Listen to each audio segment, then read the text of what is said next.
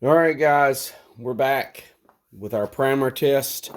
Here is a piece of metal that I put a modern primer on. It has been 8 days. 8 days. Take a close look and just wipe it with my fan. I haven't done anything since I set the primers off on it, the percussion caps. You see a little abrasion, a high spot here where the percussion cap went off. But this is what it looked like after the homemade percussion caps.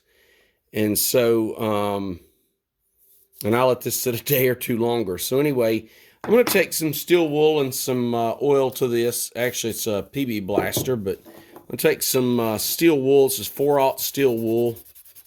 And just give it a quick wipe down here. Let's grab a towel. And what do you know?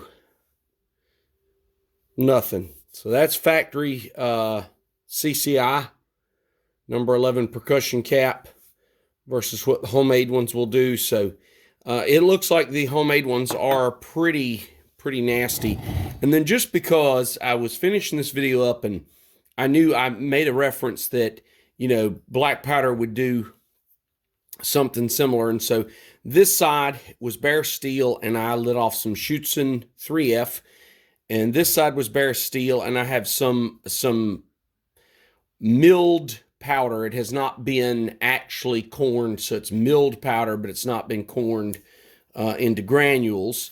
And I'm going to just give this a quick scrub and see what the black powder did.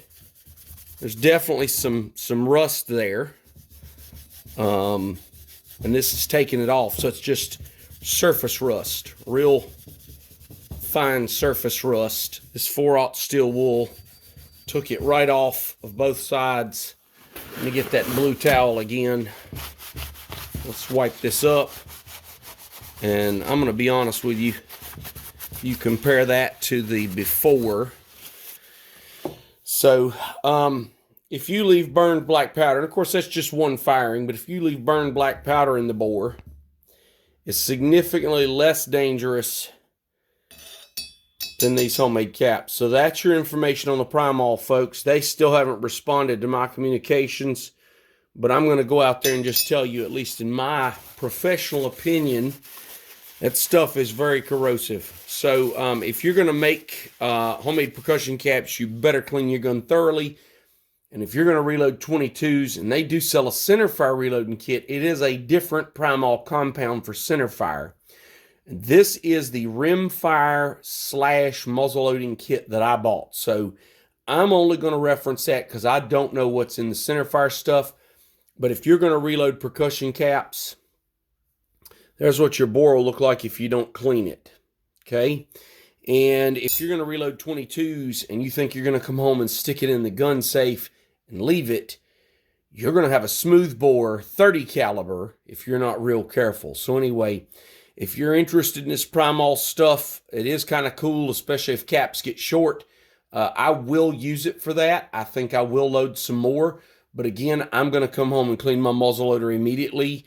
And now I know this, so I'm okay with that.